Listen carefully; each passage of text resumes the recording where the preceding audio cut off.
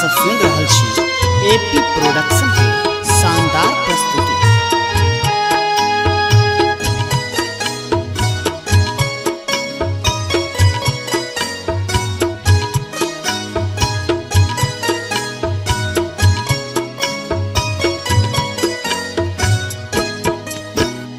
छठी माई के घटावा पर आजन बाजन बाजा बजे बाई बयो। छठी माई के घटावा पर आजन बाजन बाजा बजे बाई बयो।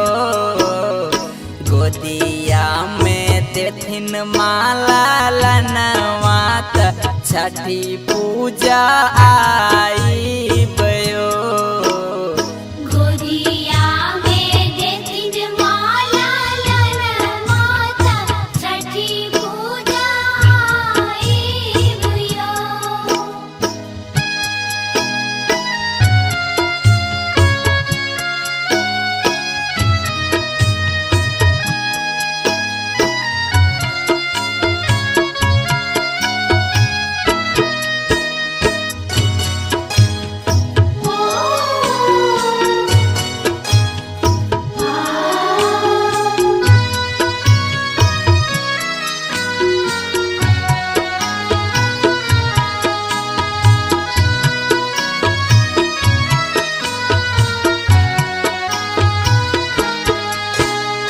कहिया बसे बैमा हमारे ई दुनिया घर के रे लोग मैया कहैया बजनिया। कहिया बसे बैमा हमारे ई दुनिया घर के रे लोग मैया कहैया बजनिया। मन के जे आस पुराइब त नटुआ नाचाइब यो।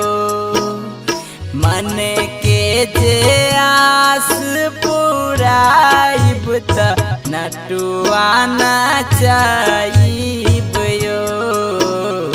गोदिया में देथिन माला लनवात छठी पूजा आई बयो।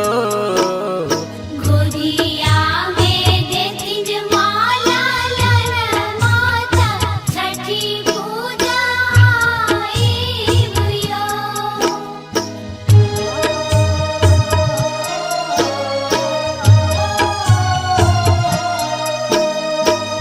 एखन अहाँ सब सुन रहल छी एपी प्रोडक्शन के शानदार प्रस्तुति।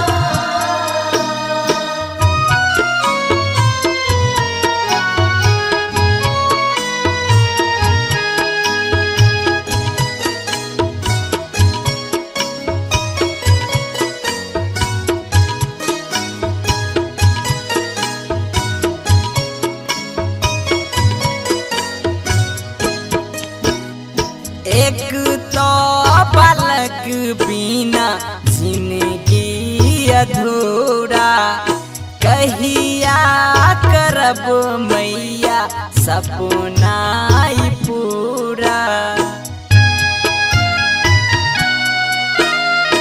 एक तो बालक बिना जिंदगी अधूरा कहिया करब मैया सपना ई पूरा।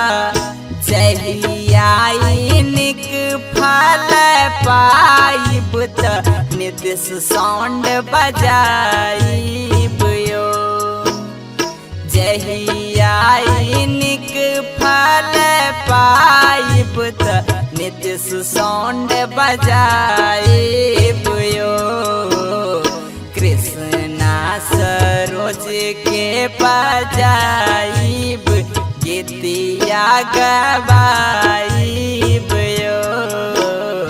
गोदिया में देथिन माला लनवात छठी पूजा आई बयो। छठी माई के घटावा पर आजन बाजन बाजा बजे बाइबयो। छठी माई के घटावा पर आजन बाजन बाजा बजे बाइबयो। गोदिया में देथिन माला लनवा त छठी पूजा आई